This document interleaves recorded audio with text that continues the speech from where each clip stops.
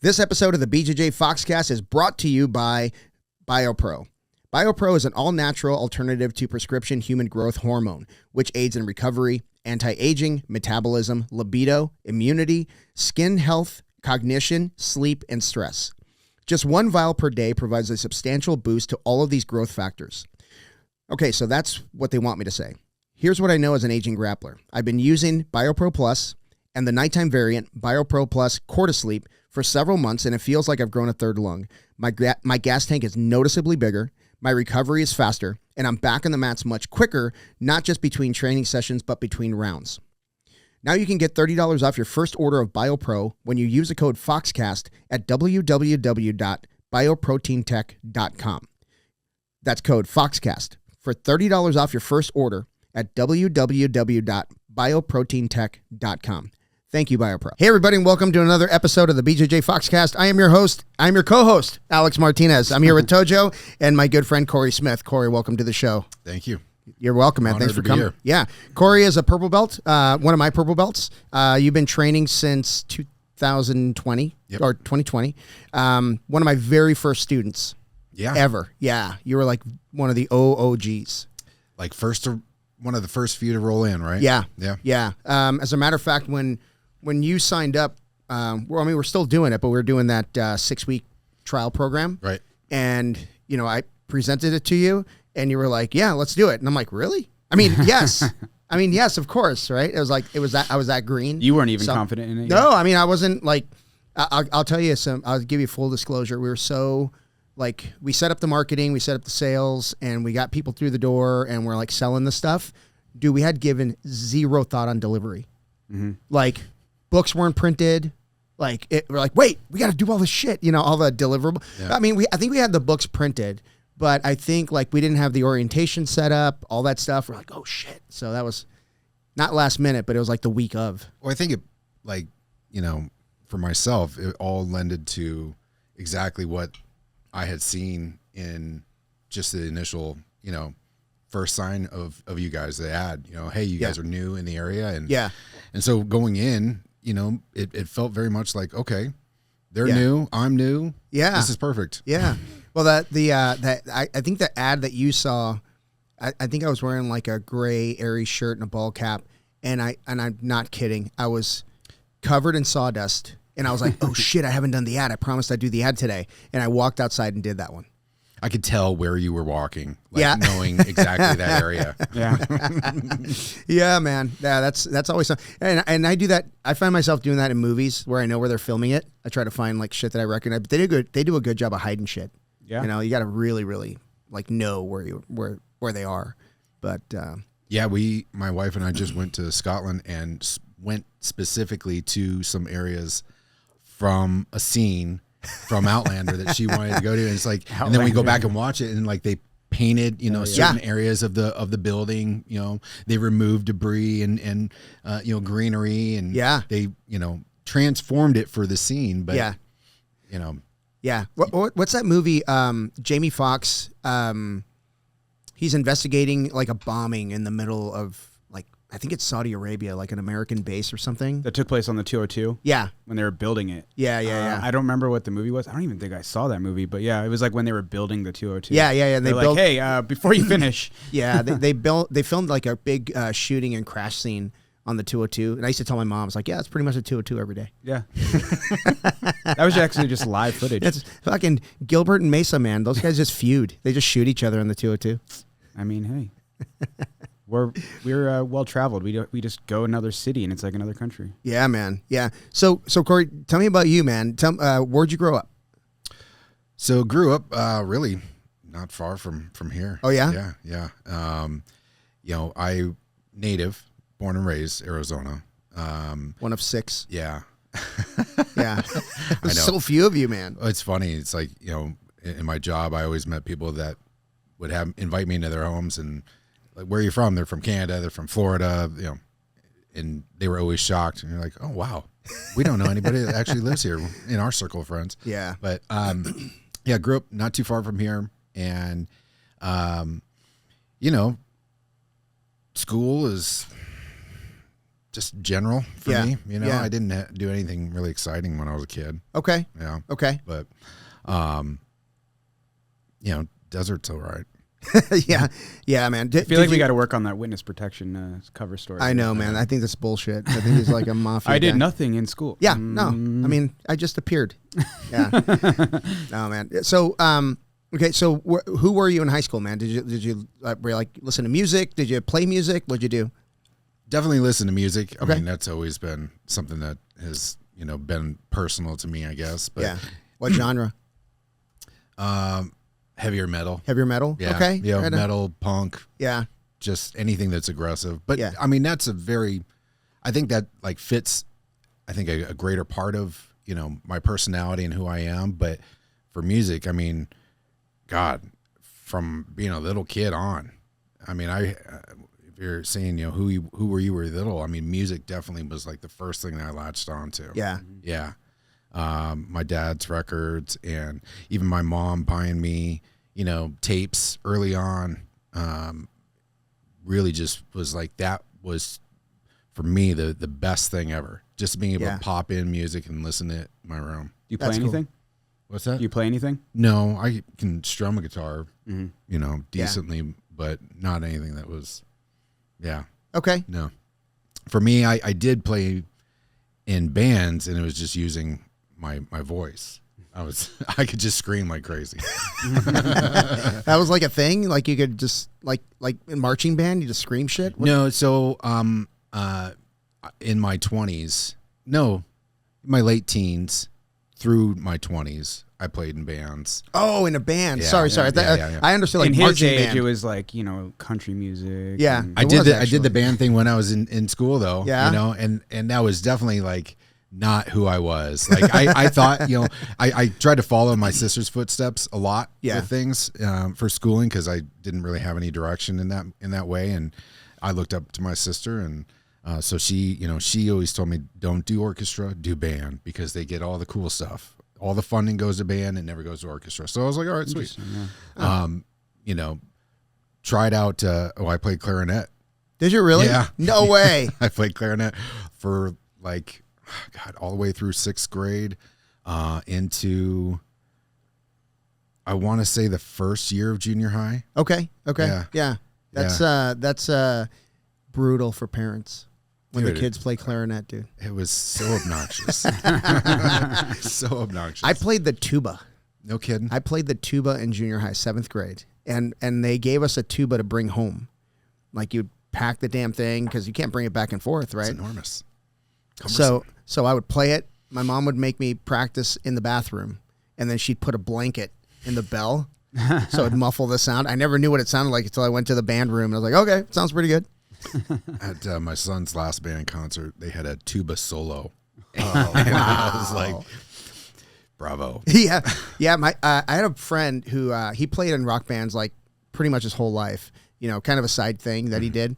And one of the first ones that he played in, I don't know that he was like a part of the band, but he sat in with them. He was a bass player, and he played I think he played rhythm guitar for them for that day. But they had their bassist was a tuba player, and they just throw a microphone in the bell.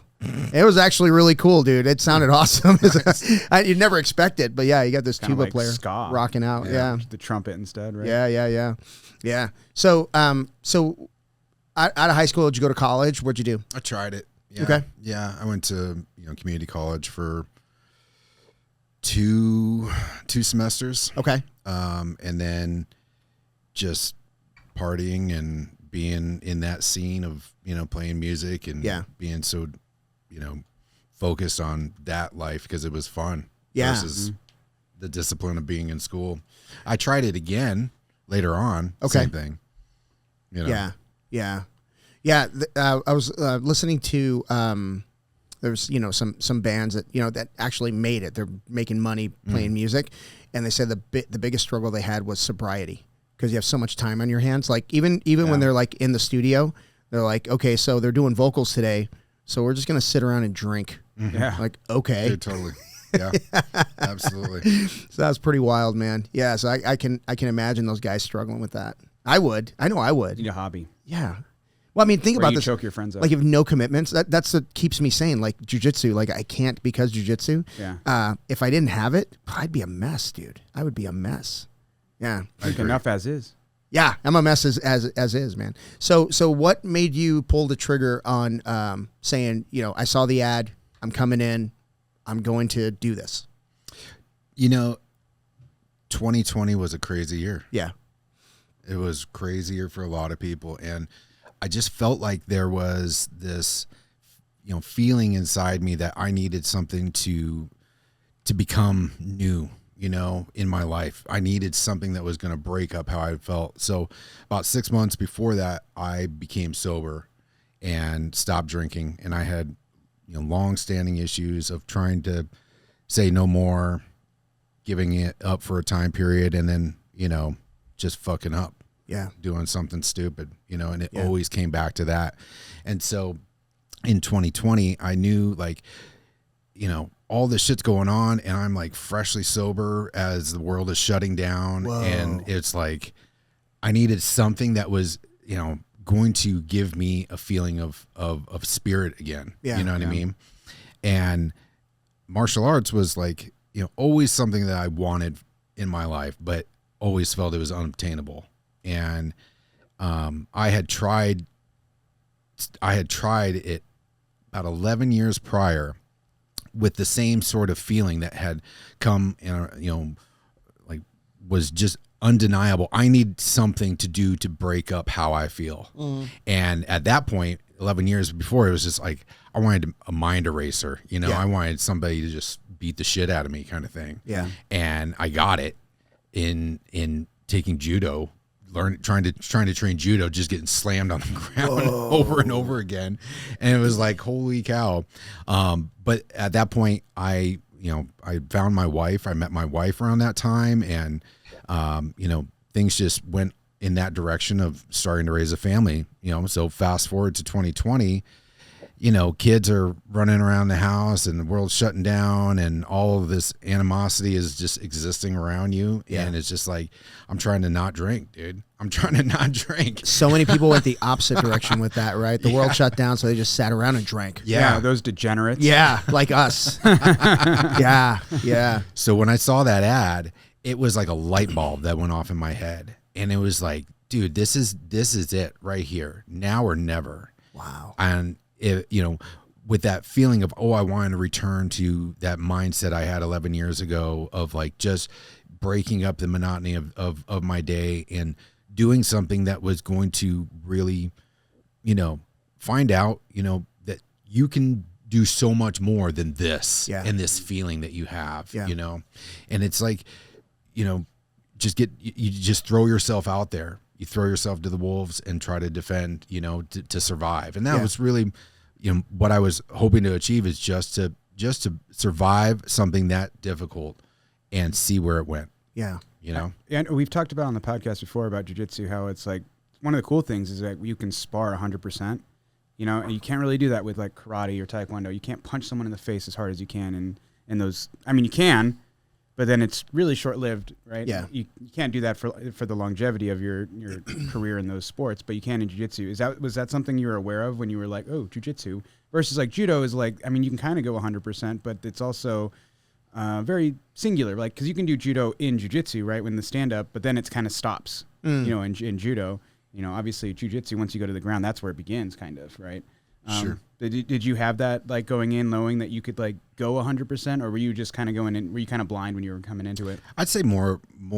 I mean, I think that from an outsider perspective, I knew the difference, but I thought that, you know, equally as dangerous and equally as difficult for me. Sure. Yeah. Right. But I did think to myself, well, you know, it is going to be more on the ground. Yeah. And, you know, it won't be as strenuous, I would think, as getting slammed the way I was. No way. Yeah. Yeah. I mean, there were a couple of times that, you know, you know, when I first tried out, I was like, what am I doing? You know, and I didn't want to return to that feeling again. Yeah. But sure. It was fun. But, you know, I think that, you know, jiu-jitsu offered something of a greater, you know, availability in many ways. Yeah. And I watch UFC like many people, and you have the attraction, and you have the appreciation of what these guys can do, and it's so beautiful. And when you think, God, I would love to have just a small piece of that for myself, you know, just an understanding, or just the ability to participate in communication about the love and appreciation of it, right? Sure. Yeah. Knowing what you're talking about other than sitting back and watching it. You know what I mean? Yeah. So, walking in, it was like, the 6 weeks, right, that you proposed to me was, as I, chat with folks about, 6 weeks is a really small time. And for myself, it was like 6 weeks, put your money where your mouth is, to myself. Yeah. Right. All this, false starts of, you're going to really get it going, buddy. You're really going to change things here. All those false starts were really tiring and, frustrating. And at that point, I was 38, and it's like, dude, the days are going by really quickly. Yeah. And with everything going on the way it is now, or when it was then, 2020, it's like, okay, 6 weeks is really short. Yeah. If I can commit to this and see it through, what does that mean for me? Yeah. Right. Yeah. And it was opening up a gate, opening up a huge world to me. And 6 weeks, like I've told you, man, 2 weeks in, I was like, this is it. This is it. Yeah, man. Yeah. We've had several conversations about that, and it's really cool.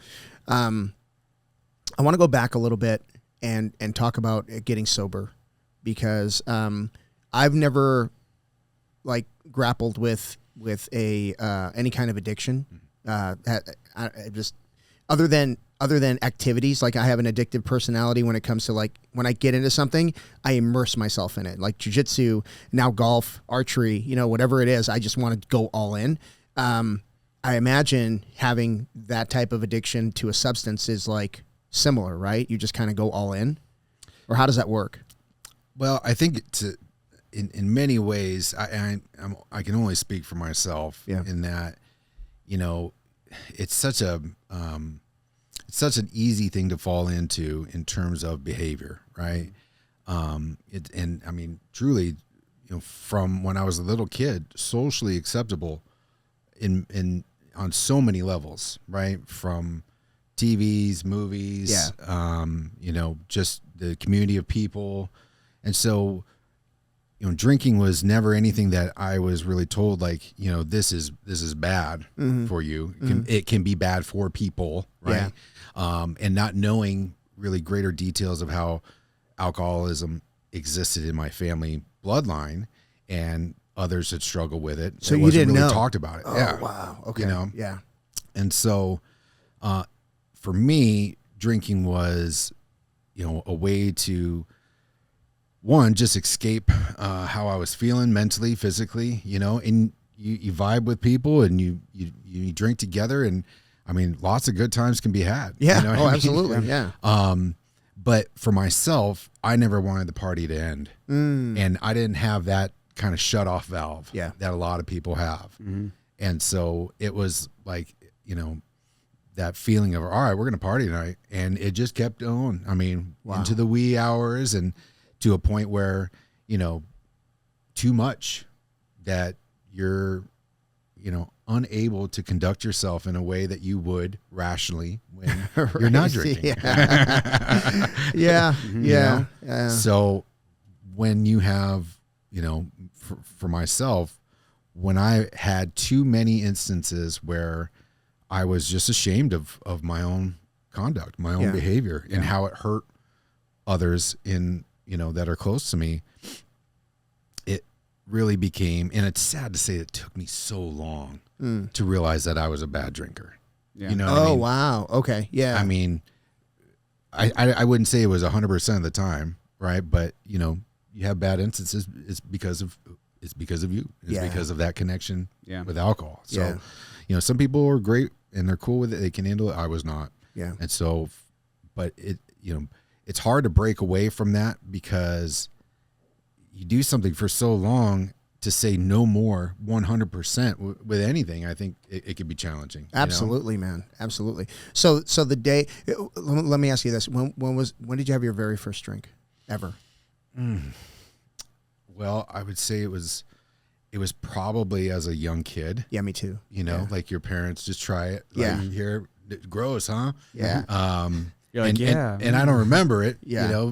In tasting it in that way, but going back to just socially acceptable, like, and my parents weren't drinkers by any means. Okay. But, if they had, and my family is very small. And so if drinking was around, it was minimal. Yeah. Right. And that's partly why I didn't know alcoholism existed in my family, because my parents weren't like that. Yeah. But, I do remember my dad giving me, a taste of a beer at one point, you know? So yeah, early would have been my first time. For sure. Same.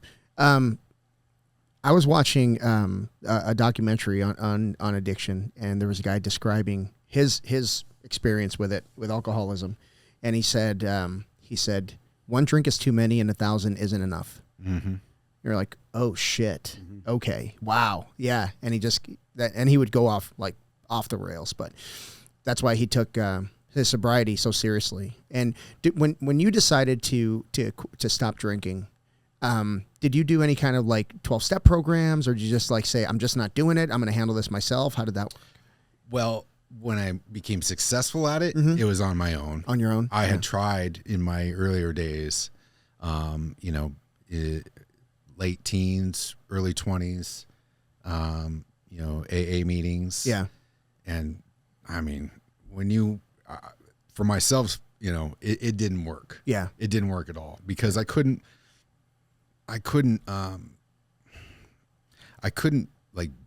actually feel sympathy for anybody in many ways. Yeah. And I think it's selfish, because I was so focused on my own self, but I couldn't relate to anybody. Well, you're so young too. Yeah. Yeah. But a lot of that was geared towards releasing to a higher power. Yeah. And I'm not religious. Yeah. I grew up religious, in a religious family, but when I became an adult, if you will, I mean, just not a part of who I am at all. And I think, you can go on and talk about why that is, but when they are solely focused on the fact that you're here because you can't control your own self, and you have to give that to a higher power, and you have to believe in that you are releasing this thing that's afflicting you, and someone else is going to take it off of your shoulders. I was like, I don't feel that. Not my thing. Yeah. I don't feel that. Yeah. It's kind of cheating. What do you mean kind of cheating? No, it feels like cheating, like a mental trick. Like you're kind of tricking yourself into thinking that you're not responsible, but I assume you've been sober for a long time now, right? It's over 4 years. 4 years. Yeah. Congratulations, and man. That's you awesome. did that on yourself, on your own. Yeah. Yeah. And 100%. You should be proud of that. Oh, damn. I'm hella proud of it. Yeah. I hate when people give up that, that's something you should, yell to the crowds, be super proud about. Yeah. At what point did you start? Because I think a really strong thing for people is to say, who they are and who they're not, right? Mm-hmm. When somebody offers you a drink, do you say no, thank you, I can't, or do you say I don't drink? I just say I'm good. You're good. Yeah, I'm good. Yeah, that's got to be a good feeling, right? You can drink around me. I mean, I like the taste of beer. Yeah, and I miss having. Well, when I first started, I mean, you don't want to tempt anything. Of course, you know what I mean? Yeah. So, and people are like, well, why don't you drink non-alcoholic beers? I was like, because they're gross. Yeah. I remember trying them, years ago, but others said, no, they've got non-alcoholic beers that are great now. And in the past 2 years, I would say that is a movement in terms of beverages, that they have really increased the availability of different types. Yes. And those are great. And for me, knowing that I can enjoy that without having all of the other extra that comes with alcohol, then I'm good. Right. So people can drink around me. Hopefully they've got a non-alcoholic option that is cool at the bar. I don't go out much at all. Right. But I am fully confident in my ability to never want to go back. That's awesome. Never want to go back. And shameless plug, what role has jiu-jitsu played in all of this? Oh my God. Yeah. I mean, that to me is the center force of who I am now. You know, I quit smoking as well around the same time. Wow. As quitting drinking, because those two were hand in hand. You must have been awful to be around for a little while. I was a little rough around the edges, dude. Yeah. I am naturally, but my wife was like, I was like, wow, this guy's a prick. What's wrong with him? Yeah. So, I mean, but jiu-jitsu's role in keeping me to that baseline of who I wanted to be. So I think it was like 3 months in of training and I got injured. Mm-hmm. And it kept me out for like 2 weeks. And it was right around the new year. And coming back after the new year, I knew things were going to be, a little bit of a challenge, jumping into the cycle again, right?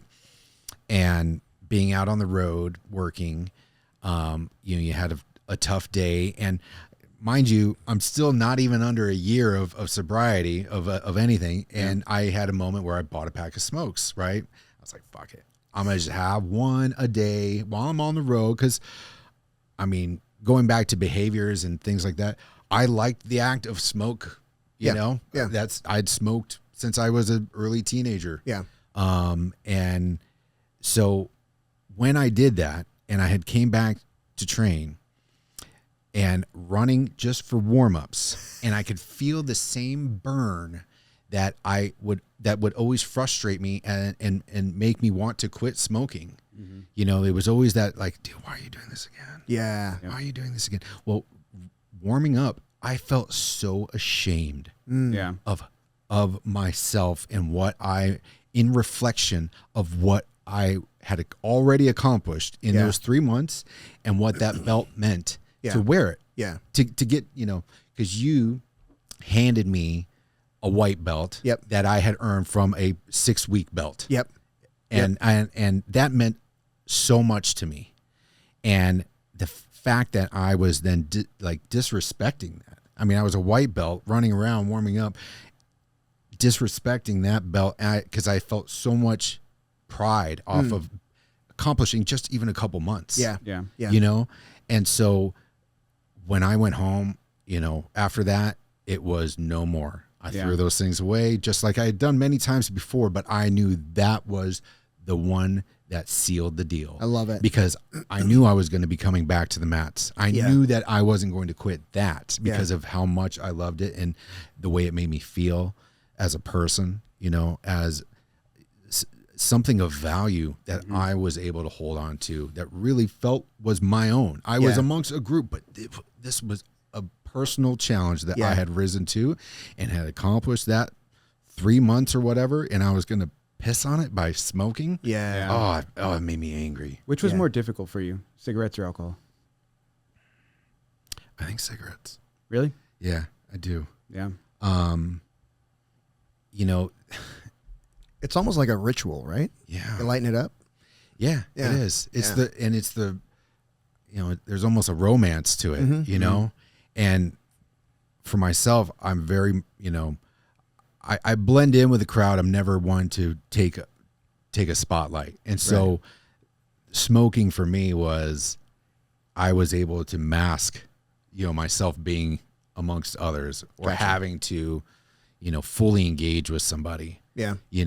Communication wise, you pull back and just refer to I'm smoking. Yeah. Yeah. And so there was a moment, we were still in the old spot right before you got hurt. You're sitting on the bench. You're right by the door. I'll never forget this. And Cory, you were in pain a lot, and we'll talk about that in a minute. But you were in pain a lot. So I went by and I sat next to you, like, so how's it going? You know what I mean? And I was like, so how you liking it? How are you feeling? I always ask my new guys, like, how's the body feeling? Because it's different. And you said something to me. I still get choked up when I think about it, but you're like, you said something along the lines of like, this is the best investment I've ever made in myself. And that meant the world to me that you would say that you would share that with me. You know what I mean? Because, men don't do that. Right? Yeah. Yeah. I mean, very rarely do we open up. And so, share our feelings. Right. Yeah. So that was a special moment for me. So thank you for that. Yeah. Well, I mean, 100% still to this day, best investment I've ever made in myself. That's great. Man. I mean, it was truly, I share with people, it was like one of those defining moments in your life. Like you draw a line and you say, which side am I going to stand on? Yeah. Right. Yeah. And I wanted to stand on the side that was different than everything else I had known about myself previous to that. Yeah. Yeah. And so, yeah, man, well, I appreciate you taking stock in knowing that it's fulfilled my life so much. That's awesome, man. Let's talk about you overcoming a lot of, sobriety, smoking, all that stuff. You also had to overcome a lot of pain. Let's talk about that a little bit, if you don't mind. Sure. So tell me about your back and how that all started. Let's start from the very beginning. Sure. So the very beginning, as I remember it to be, was I was a kid, about 6 years old, and something was going on with me that I was feeling pain all the time. And, my parents, of course, are like, what's going on? I felt my hamstrings constantly tight. Water, like cold water, was like, it lit my skin on fire. Whoa. And I had to have it scalding hot in order to feel like I was able to take the feeling of that water. And I was just not sleeping, 2 years of something was going on, starting to change how the way I walked. And, of course, my parents are taking me to the doctors. Yeah. And they're saying things like, it's growing pains, or he's faking it, right? And my mom, God bless her, she is, a shining light in my life, and she was not going to settle for that answer. Yeah. Mm-hmm. Continued to, seek some sort of answer. And we found a doctor named Mark Urshus, a neurologist. And, I had lots of MRIs at this point, and nobody found anything. But when I was injected with contrast, which, as I know it to be, it's like a flashlight inside your body, as they then take a scan, and boom, there it was. It was a tumor growing through my spinal cord. Oh my gosh. Yeah. And wait, what do you mean going through it? Fully encompassed around my spinal cord. Oh my gosh. Wow. Like when you think about, a spider web wrapping around a stick or something like that, right? This thing had just woven itself all around. Whoa. And so, Like your whole back, or like big section of it, like small spot, where? Spinal cord itself. So around the spine, it was a foot long. Wow. When they finally detected it. So, this thing had done, so much that, like, when I tell people like how it manipulated how I was walking, you ever, like, the way I describe it is, you've seen like a pop can that has no liquid in it, and then like a vacuum, it gets the air pulled out and just starts to twist on its own. Yes. Right. That's what my body was doing. Whoa.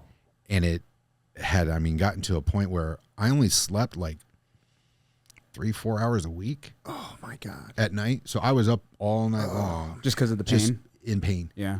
Just writhing in pain, sitting up and rubbing my legs over and over again. That's the memory I have, just over and over and over again. And you're 8 by this time? When they found I was it? 8 when they found it. When they found it, yeah. Yeah. And my God. so 2 years worth of not knowing. as a parent, I can't imagine like, you know, what my parents went through. Yeah. Like feeling, not knowing what's going on to their child, you know, because something's clearly wrong. Yeah. And you know it, you see it. Yep. You can't avoid it. It's there all day long. And people are telling you nothing's wrong. Like, come on. Yeah. You know, so yeah.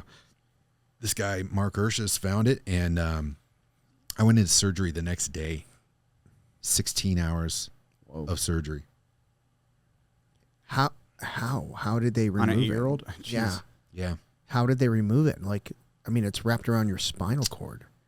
So, you know, the severity of that was basically laid out to my parents, like, hey, we're going to do everything here, but the likelihood that, you know, something bad is going to happen. And like the likelihood that he's going to be paralyzed is, you know, we want you to be aware of this. Yeah. Yeah.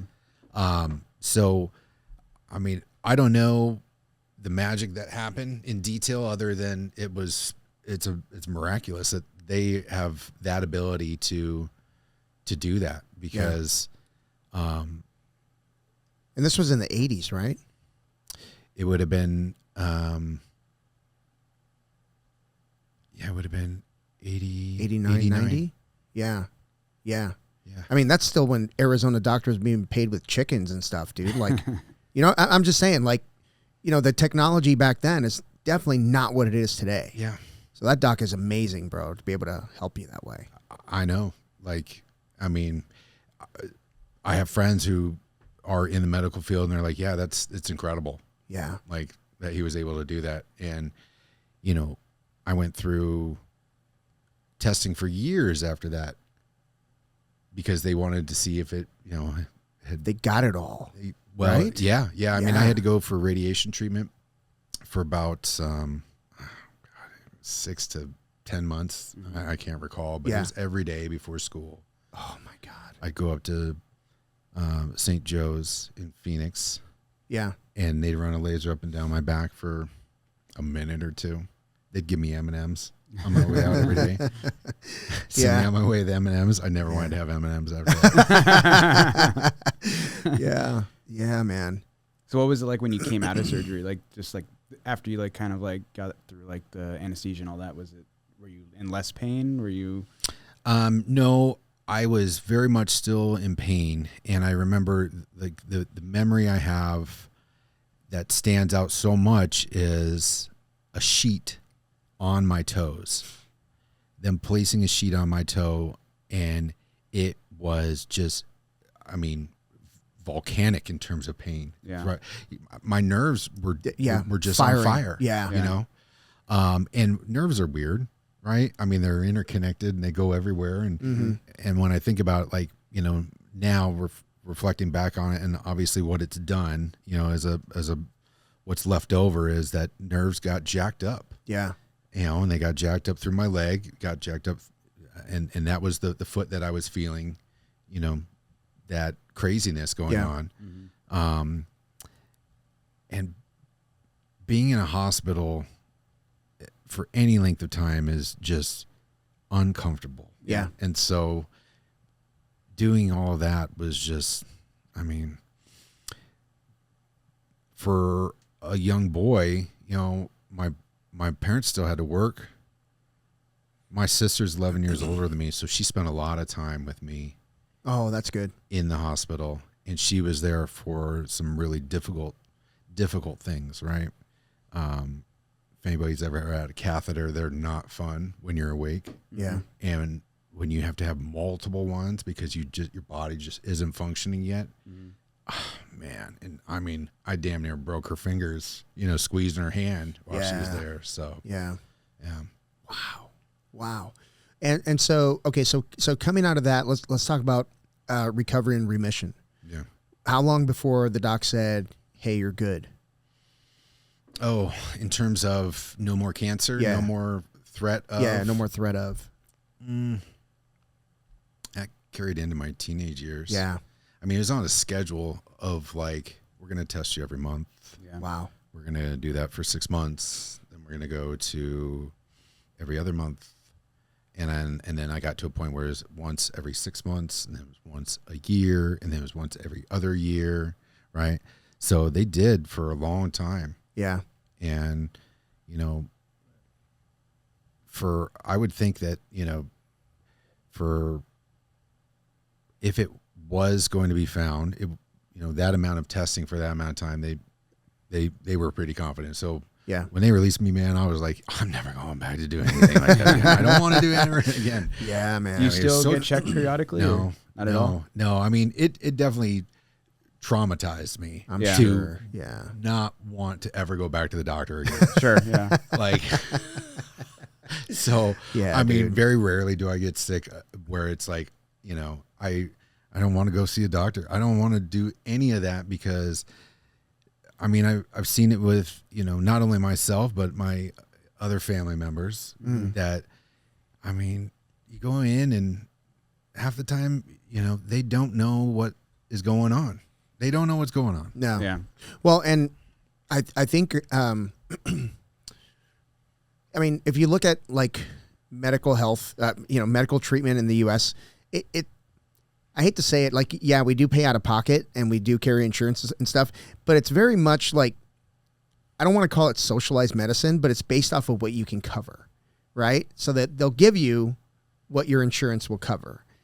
And I think a lot of people, especially those people with money, are going with, it's like a concierge doctor where you give them like 10 grand a year and they actually treat you.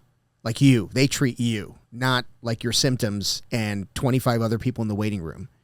I think I've seen some of those where it's like you pay a monthly fee and they're available for you. Yep. Yeah. Yep. And they're really interested in making sure that you're okay. I think that's definitely the way to go if you have the money. I don't. Sure, yeah. So yeah, I'll just keep. So did you have to do a bunch of like physical therapy after, like, along with all of this radiation treatment and all the other stuff? Yes. Yeah. Yes. There was a woman that would come to my house every day and she would do, stretching exercises with me. When I got out of the hospital, I was on, well, first off, it was the wheelchair. Mm-hmm. Yeah. Wheelchair transports me home. And then, my upper strength was starting to come back because part of all this, when I was afflicted by this, I lost so much weight because I wasn't interested in eating anything. Yeah. And so, I mean, I was dying. Yeah. Yeah. Yeah. Well, you're not eating. You're not sleeping. I was dying. Yeah. You're dying. Yeah. And so when I got out, I had to, I was starting to gain back, because I could eat and it felt fine to do so. And appetite was there. And so my upper strength was first to be developed. And so then I went to a walker and I was on the walker and, physical therapy, was either at home. And then once she was, all right, now you're progressing, now you're moving around on the walker. And, then I would go to a facility and do more exercises in that way. It didn't last long though, in my eyes, in terms of like recounting the memory, because once I had moved to the point of being able to move around on the walker and getting stronger, then it was to crutches, and Wow. it was the ones around my arms, Yeah. right? Yeah. And because I was left with foot drop, they put a brace on me and kept my foot up. And so once I was on crutches, like all that physical therapy seemed to just stop. And I don't know why. I mean, I guess I've never really asked or dug into, what had transpired for medical coverage or anything like that Yeah. would have maybe been the reason. But I'm sure there's a number that they cover. You know what I mean? Sure. Like you get so many sessions or something like Yeah, that. maybe. Yeah. And I think a lot of it, looking back on it in hindsight of, what my parents' actions were they just wanted to make their son happy again. Like Yeah. not be putting him through so much, Yeah. know? I Yeah. mean, I don't think they ever have outright said that to me in a way, but I mean, it was years Yeah. worth of dealing with this that just get tired, Yeah. you know?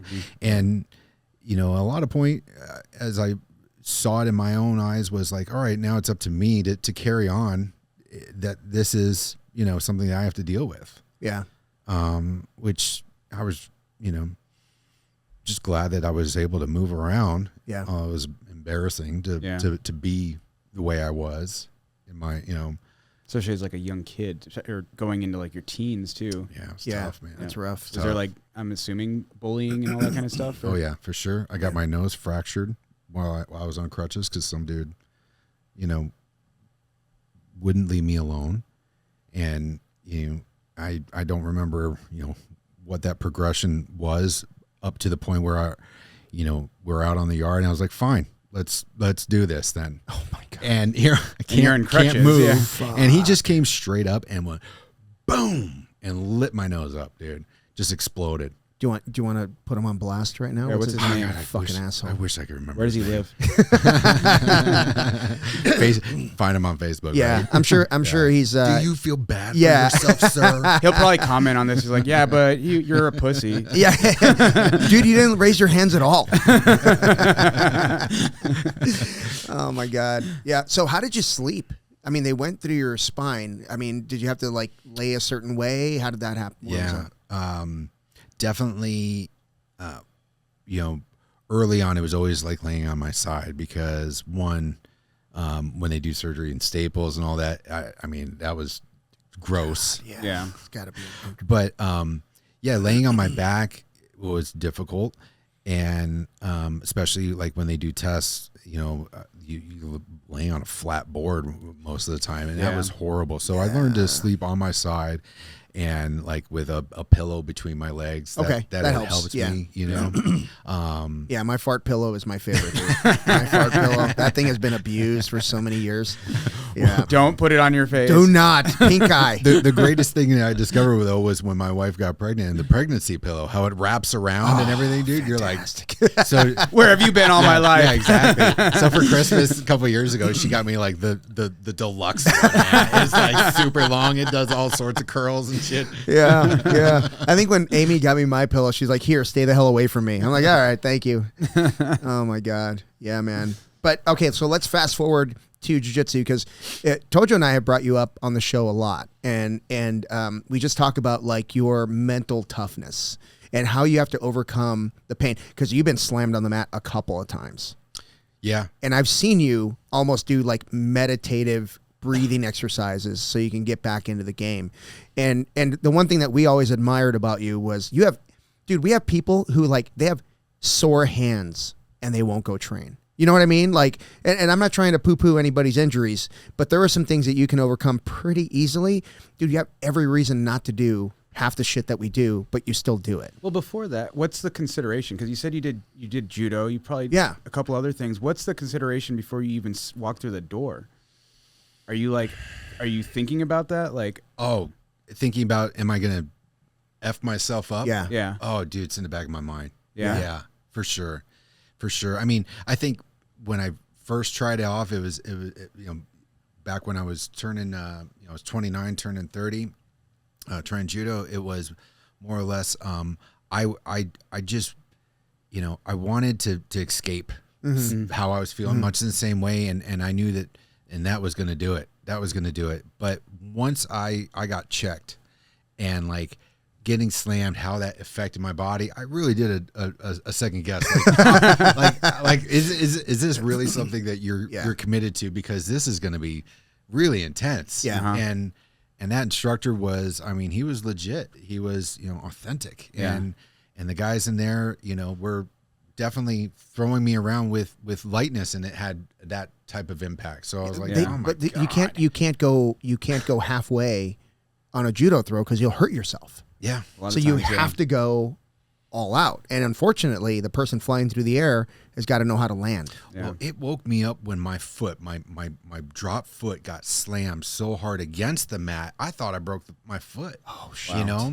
And, but, a couple of days worth of recovering from that. So to answer your question, like, am I thinking about it every time I step onto the mats? Absolutely. Yeah. And, why doesn't that shy me away? I guess I don't have a solid answer for it. Because you're tough. Maybe we'll I'm just say dumb. it. I know you don't want to say it. Tough as shit. Because you're tough as shit. Yeah. So are you more vulnerable to some particular injury, like getting paralyzed? Is that like actual, or is it just the pain that you have to deal with more of? I don't know. other than I know my back feels very fragile. Right. So I know that it could get messed up probably pretty easy. I mean, my back will flare up just from sitting in a chair the wrong way. Right. Shifting my weight as I'm standing the wrong way. It'll seize up the side. And it's constantly burning.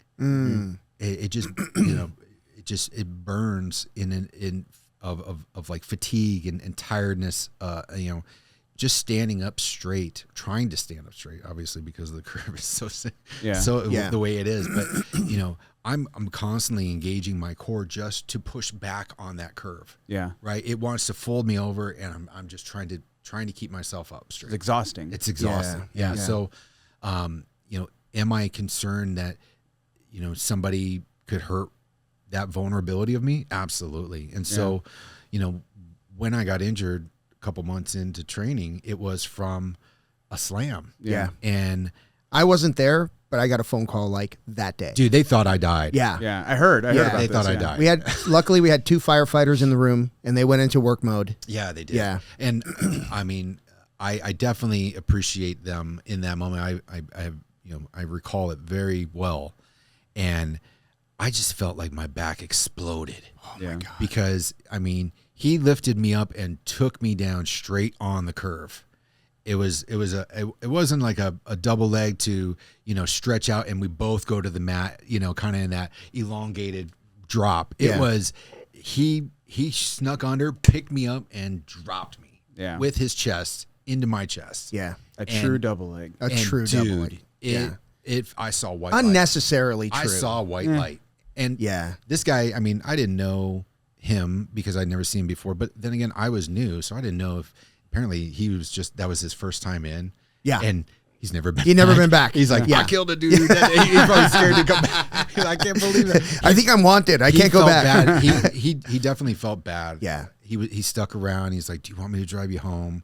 And I was like, no, because it took a while to feel like I could, walk out the door on my own. Yeah. Mm-hmm. But yeah, when it hit, I mean, I saw white light, dude, and that's exploded. The worst, man. Yeah. And it's not like, I mean, I was able to move my feet, which they had asked immediately, like, are you paralyzed? But I mean, I couldn't move my back. Everything was locked up. Seized up. Yeah. Yeah. So, do you feel like anger, like, not that you want people to like baby you, but like when someone does something like that where you're like, come on, dude, that's not necessary. Like, do you feel like a little bit of an anger, or have you kind of gotten used to that? I took away from that was my fault. How so? Because it was the lesson that I needed to learn about communication. Sure. Yeah.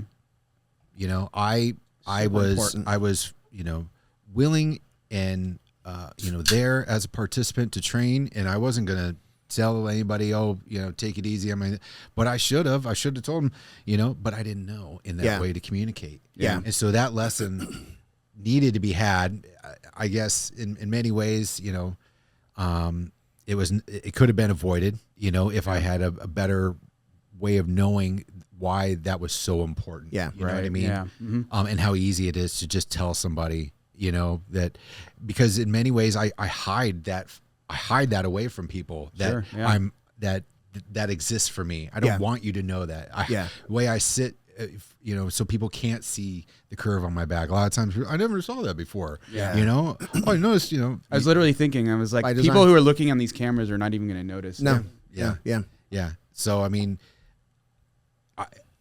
for me to be proactive and communicate that's not me. I wouldn't do that. Yeah. But jiu-jitsu taught me how valuable it is to communicate. Yeah. And to, why wouldn't I tell somebody, hey, dude, I got a jacked up back. Don't slam me. Don't slam me. Yeah. Don't lift me up. Yeah. If somebody throws on headgear and a mouthpiece, you're like, okay, ground rules. Yeah. And just kind of walk them through it. Yeah. But I think that plays into kind of like the, what probably a lot of beginners' mindset is, I'm tough enough to deal with this. I'm going to go through and not let anybody know what I'm going to prove to myself that I am able to do it. Yeah. Right? Well, yes, I agree. You are probably, but you should have some guardrails up to allow yourself to be successful and not get hurt. Be tough, but for don't something be stupid. Yeah, exactly. You know, so it was a valuable lesson. Yeah. How do you keep yourself going when the back flares up in the middle of training? Because I've never seen you sit out. I've never seen you stop during a session. But I can't imagine you're always comfortable. No, I mean, I'll take a rest round every now and then, you know, not during, you know, warm-ups or not during technique drilling or situationals or, you know, you're right. I'm there to train. I'm there to push through. Yeah. And so dealing when those moments, you know, you obviously you've witnessed me do those breathing exercises. I'm trying to shut everything off and just find center. Yeah. I'm trying to find the ability to calm my brain, because all the alarm bells are going off. Yeah. You know, and I mean, it hurts and it consumes you. And so when I am just in those moments, I just try to shut off. And thankfully, you know, you can find that space at our academy without judgment or, you know, retribution by somebody because you stopped them, you know, from getting their round in. I don't, and thank God that that's the culture that we have, because I think, you know, if I went somewhere where, what are you doing, man? Why are you stopping? You know?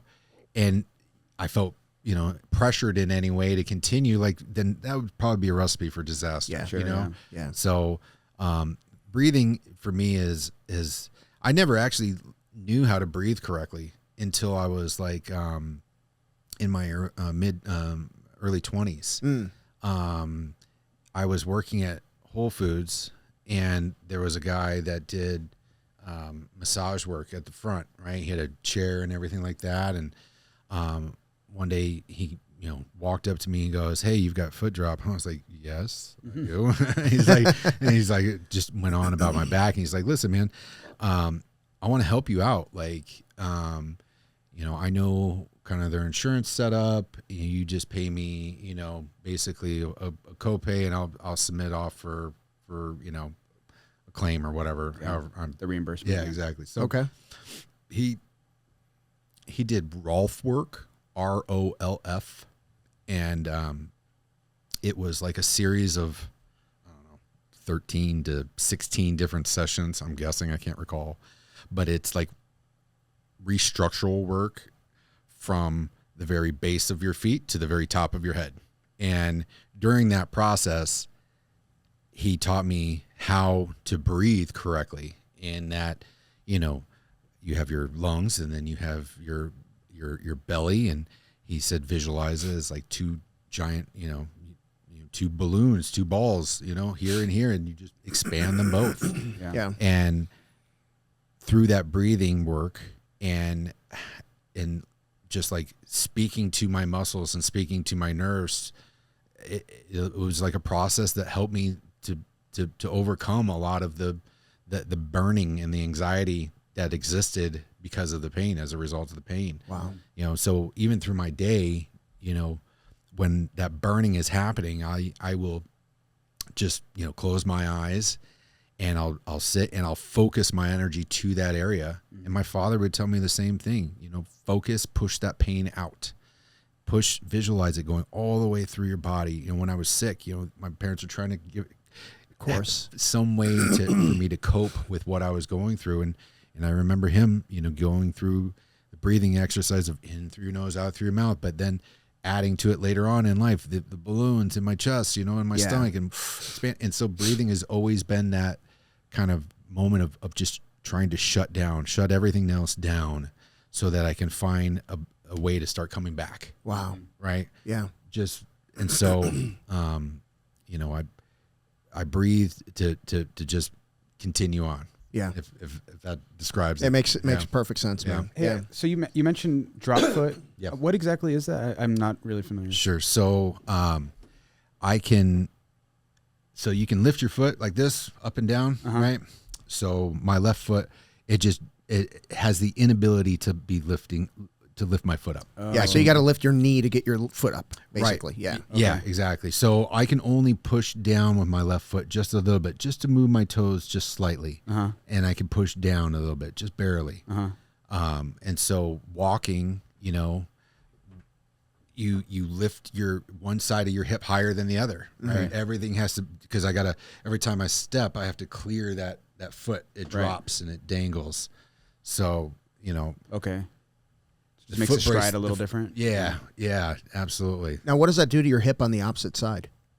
Because you're compensating a ton. Sure. Yeah. Well, that's where the greater majority of the burning is, on the other side. Oh, wow. Interesting. On the other side. It develops over here, you know, and it just gets stiff and it just burns. Wow. Yeah. I don't know. I'm sure that's described as something like it's probably a medical term for that, but I mean, just the nerves are going crazy. Yeah. Do you ever get those feelings like you had with the cold water, where you have to have it scalding hot, or the feelings in your feet where it felt like it was burning or anything like that? No. And I think that if I did, that would be definitely a sign that something was returning because that to me was, as I recall, the true indicator that there was, I mean, now knowing that my nerves were being crushed in that sense, because of what normal things would feel like, you know, cold water shouldn't have felt like that, but they did, because the nerves were being impacted in the way that they were. So they weren't responding in the way that they would normally respond. Did you know, going into surgery, what your parents knew about possibly being paralyzed? No. Wow. No. And I mean, I don't know. Definitely no. I mean, the information that I was given was very small.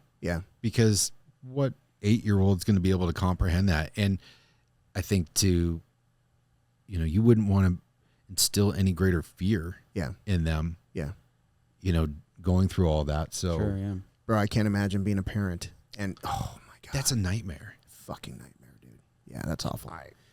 The small experiences I've had of, you know, my own children having to be, you know, in a hospital because of just being, you know, sickness,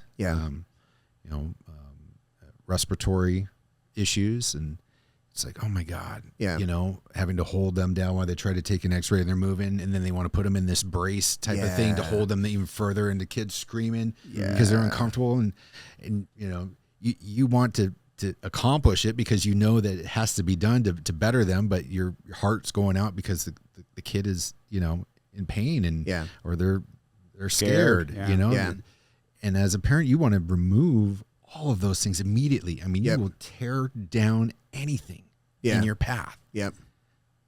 And so on a level of what my own personal experience with my kids are compared to what my parents went through with me, I just can't imagine. You know, and that's why, you know, I look at my mother and father, and my mother mainly, you know, she's still around, and I look at her as just amazing individual because of the strength that she has. I mean, the mental fortitude that she has just as a human, and it carries over into everything that she does, even in her own medical, you know, challenges that she's had. She is a strong human being. That's so cool, man. Yeah, that's awesome. Oh man, that's a lot to digest, dude. That's wild. That's wild. So I want to come back to your progression in jiu-jitsu. So you're a purple belt now, going on to your second year almost in purple. No, First just year? A couple. Oh, that's right. We just did it. Yeah, we just did back in April. Yeah. So so you started out as this guy who was just trying to, you know, do something different, right? Do something, I don't know, change your life, or find a reason to be a little bit more, I don't know, athletic, I guess. I don't know. But you were just trying to find something, right? Walked in, signed up, did your 6-week trial, did your first couple years as a white belt, and then you started competing. At the tail end of white. Yes. So one of the competitions, I think you did two. I did one competition. But I remember one of the matches, like, it was a scramble. It was like a mad dash. It was, you know, it was very fast paced. And Cory, I'll never forget this. He pops his head up and he looks at the scoreboard and he's like, I won. Yeah. It was a shock. Yeah. And, I mean, the whole experience happened so quickly. Yeah. And so I looked over the board and I don't remember the score, but it was like it was in the teens, and then he had less than that. And I was like, look at that. That's awesome. Yeah. So it was wild. So you were talking about earlier about how at training at AEM you have the good culture of people who are going to push you but not force you into something you don't want to do. When you're at a tournament, it's way less controlled, and you don't always get the good culture, right? Sometimes you get a shithead, right? Is that something you're worried about when you sign up for a competition? So, my experience with competing was one that I never thought I'd have, because I never said to myself, oh, you're going to compete. You're going to do this to compete. Yeah. I mean, I was like, no. I'm not going to compete. And I'm very confident in that, and I'm not going to compete. But when I saw the other, your training partners getting ready, and then when they come back and they've won, and the joy that everyone has to share those stories, or I wanted a piece of that. Yeah. Right. But the reason that I was not going to compete was because I was like, I'm going to get jacked up, I'm going to get hurt. Yeah. And so I mean, but what I kept telling myself was that same age, same weight. Same age, same weight. I just kept telling myself that over and over again. And I said, if you really push it and you get yourself as prepared as you possibly can, same age, same weight, let's see what happens. Yeah. Yeah. And so, when I made up my mind that I was going to do this, I had been obviously training for, just under 2 years. And it was like, all right, if you're going to do it, now's the time. And I started, really focusing on my game plan of, visualizing and training, going to the gym and training on the mats. It was consistent, and I was really driven. When I'd spoken to you about it, you spoke to me in detail of making sure that you're visualizing, set yourself up with every day you're thinking about and visualizing what's going to happen. Yep. Not only beforehand, during the match, after the match, what you're going to do, what you're going to wear. Yep. Yeah. I was telling Taylor earlier, I create a playlist of songs that every time I'd go to the gym or I was driving to go train on the mats, I would pop this in. It was the same playlist over and over again of the songs, and they were specifically built with the mindset of what I wanted to get. There was aggression in there. There was there was a feel, there was a vibe. And so day of competition, first match, I mean, though one of those songs was playing in my mind. I love it. And it was all that visualization, and when it was time, it was go. Yeah. It was everything that I had built up to at that point. But I was fearful, of course, that, this was going to be way different than training on the mats with your partners, Yep. And I just remember locking up with him and thinking, I cannot let this guy take me down. Right. It was like two rams just pushing back and forth. I was trying to snap him down. I was trying to, and eventually he went down and I was on top. Yeah. And I was like, here we go. Right. This is it. Yeah. And that first match I won by an advantage. Yep. Because I think I went for a Kimura or Americana, and I just remember I was like, damn, he's slippery.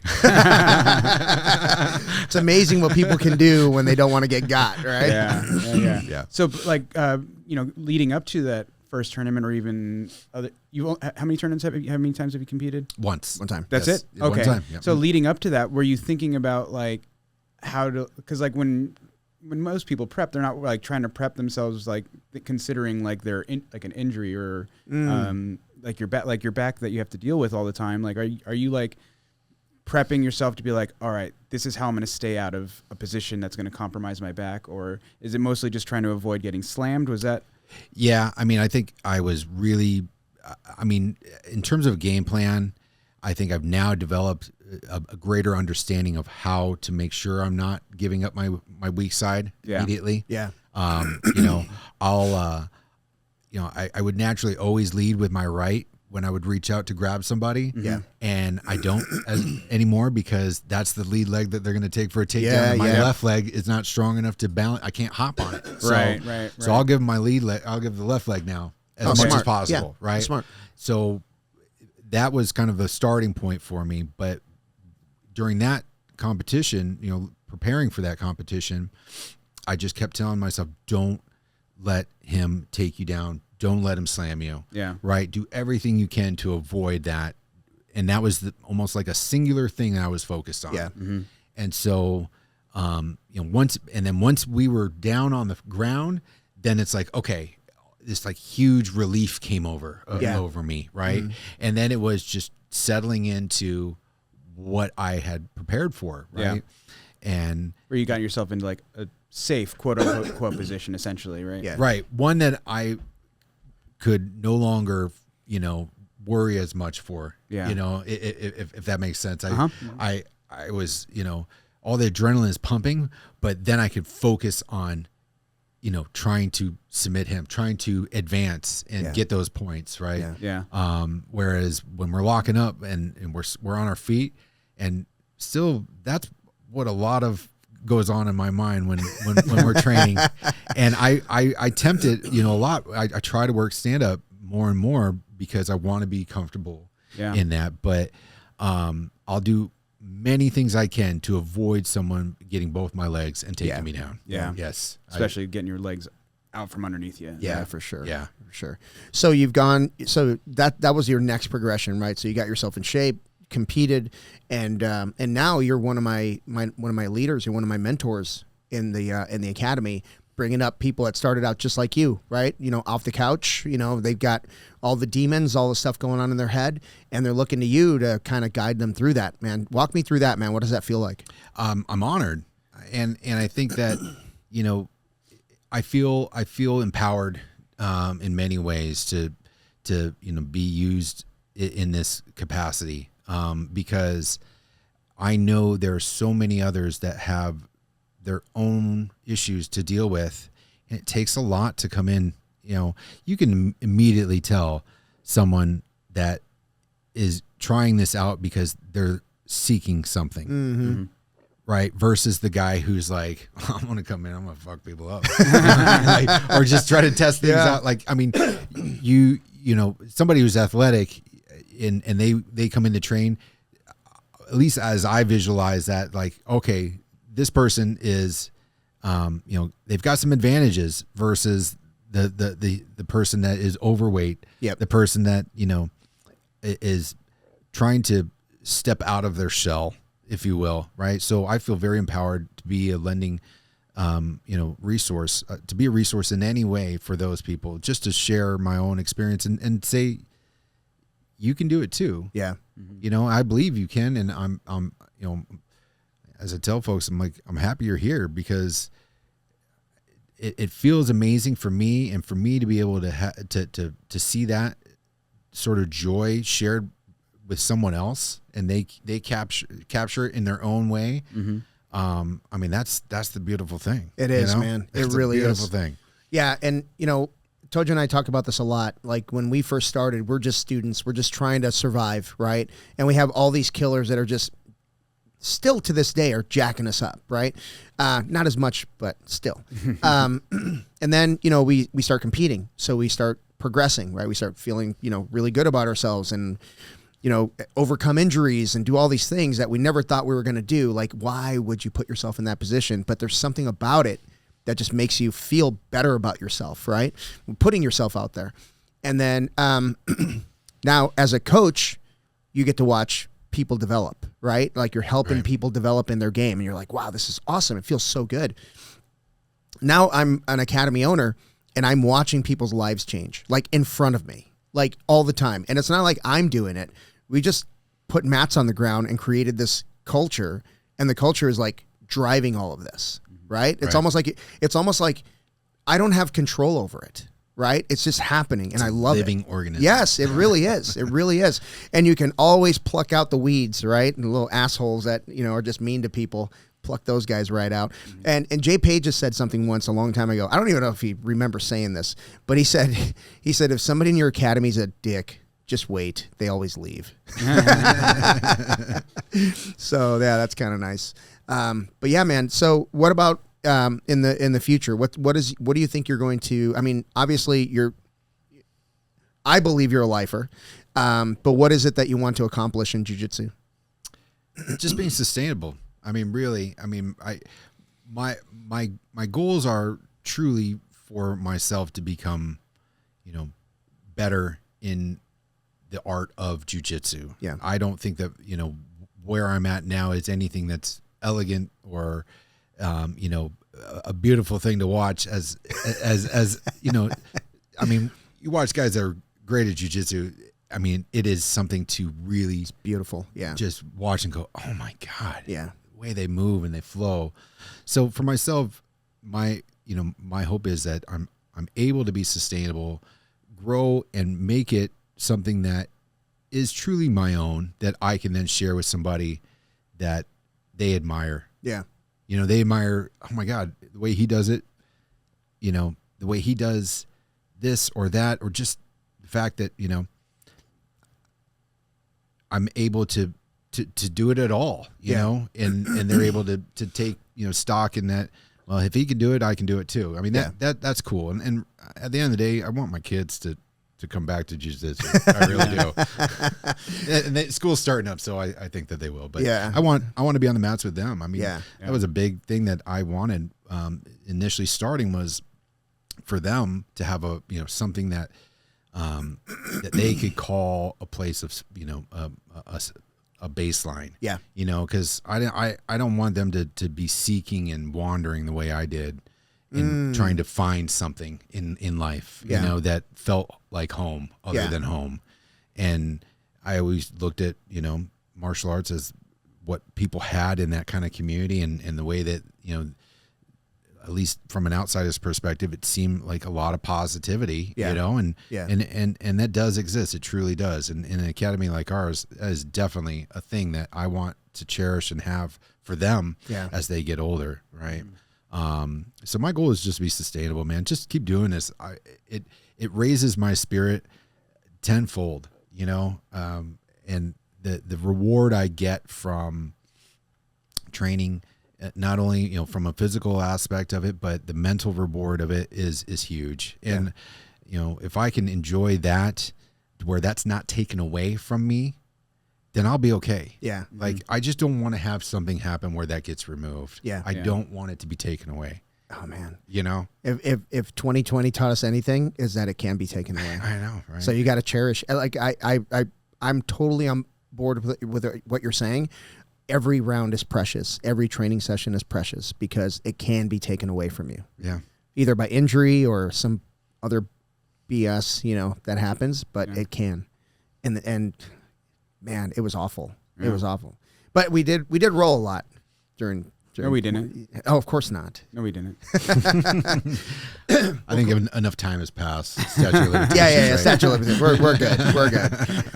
Yeah. But listen, man, thank you so much for coming in and sharing your story, man. You got anything else, Tojo, that you want to bring up? No, dude, it's cool. I've known you from coming to AM, but I never really knew your story. It's cool. Yeah. Cool to hear, man. Yeah. Okay. I caught bits and pieces, and I'm like, this dude's going on the show. Yeah. Absolutely. So, thank you again, man. And if you want to get around in with Cory, you got to go to Ares East Mesa at 9245 East Guadalupe Road, and just try it. Just try it out, and I'm sure you'll love it. But thank you, Cory. I appreciate it, man. Thank you for having me.